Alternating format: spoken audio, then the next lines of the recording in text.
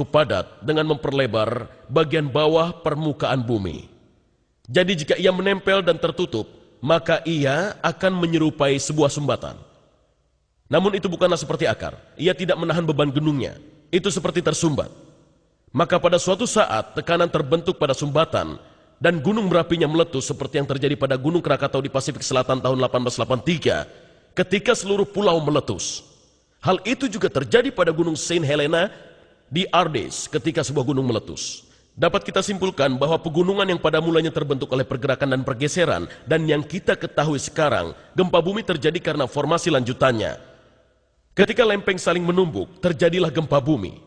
Namun sangat jelas bahwa pengikut Muhammad memahami ayat-ayat ini yang menyatakan Allah menancapkan pegunungan seperti sebuah pasak atau jangkar untuk menghindari bumi bergoyang. Menancapkan pegunungan di bumi mungkinlah sebuah puisi. Namun untuk mengatakan bahwa pegunungan menjaga bumi dari goyangan adalah kesulitan yang parah yang sangat tidak sejalan dengan ilmu pengetahuan modern. Sekarang kita hendak melihat sekilas tentang apa yang dikatakan matahari tentang apa yang dikatakan Al-Quran tentang matahari.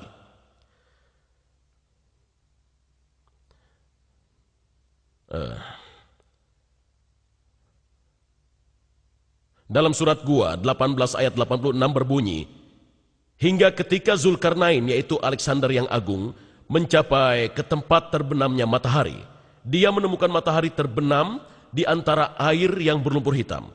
Dan kemudian dalam pembeda Al-Furqan 25 ayat 45 sampai 46 berbunyi, apakah kamu tidak memperhatikan penciptaan Tuhanmu, bagaimana dia memanjangkan dan memendekkan bayang-bayang, dan kalau dia menghendaki, niscaya dia menjadikan tetap bayang-bayang itu. Kemudian kami, Tuhan, jadikan matahari sebagai petunjuk atas bayang-bayang itu. Bagaimana dengan ini? Apakah matahari, jika kita pikir matahari berada di atas kepala, Anda tidak mempunyai bayang-bayang bahkan sekecil apapun? Dan kemudian setelah matahari terbenam, bayangan Anda terlihat memanjang di sisi lain. Ya, matahari tidak bergerak jika dikaitkan dengan bumi. Itu bukanlah hal yang menyebabkan bayangan berganti. Bumi yang berotasi mengarahkan bayangan. Jadi, jika Anda menginginkan kebenaran abad ke-20, surat tersebut seharusnya berbunyi, bumi yang berotasi menyebabkan bayangan menjadi berubah. Saya akan melihat subjek yang berbeda. Kematian Sulaiman. Apakah ilmu ini termasuk sosiologi? Saya tidak tahu. Kematian Sulaiman tidak diketahui bawahannya. Berbunyi, bangsa jin bekerja untuknya seperti Sulaiman kehendaki.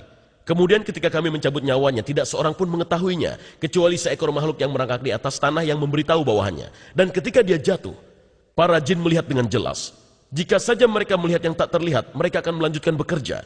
Jadi ini adalah Sulaiman. Dia meninggal dan tidak diketahui oleh bawahannya, seperti seorang pejalan kaki dari Maroko yang hanya melihat jalanan yang indah. Dan tidak seorang koki pun datang untuk bertanya padanya. Dia ingin makan malam dengan apa? Dan tidak seorang jenderal pun yang datang untuk menunggu perintahnya.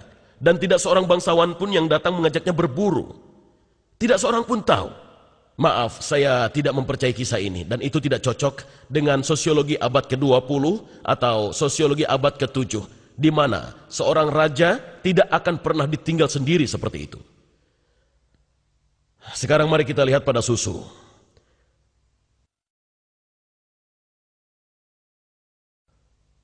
Dikatakan dalam surat Lebah An-Nahl 16 ayat 66, kami memberimu minum daripada apa yang berada dalam perutnya, yaitu hewan ternak antara kotoran dan darah, susu murni, dan baik bagi orang-orang yang meminumnya.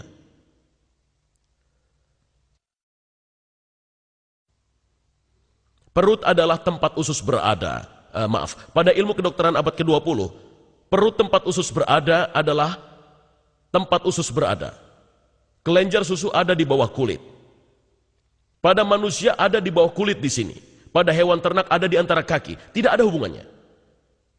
Tidak ada hubungan antara payudara dan usus dan wajah mereka dalam hal apapun.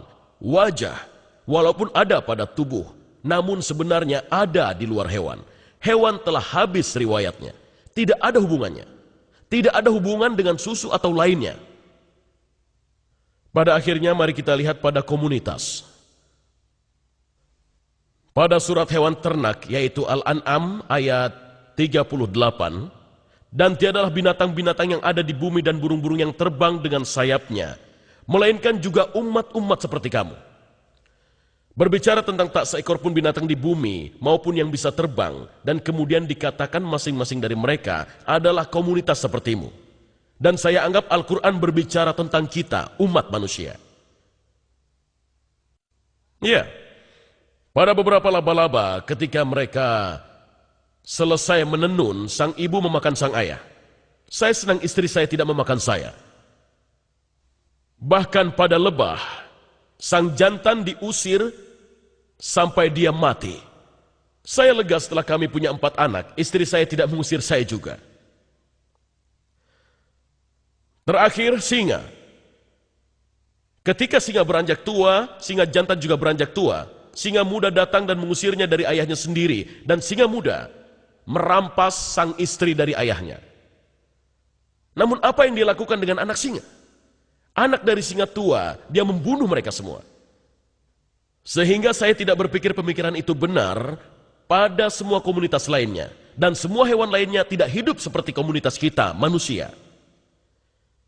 Kesimpulannya jelas bahwa Al-Quran memiliki beberapa kesalahan ilmiah. Memang secara umum, Al-Quran sudah sesuai dan mencerminkan kebenaran.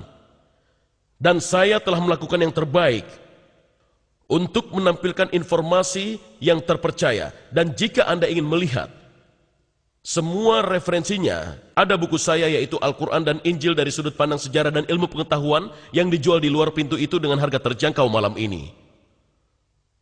Semoga Tuhan membimbing Anda sekalian. Terima kasih.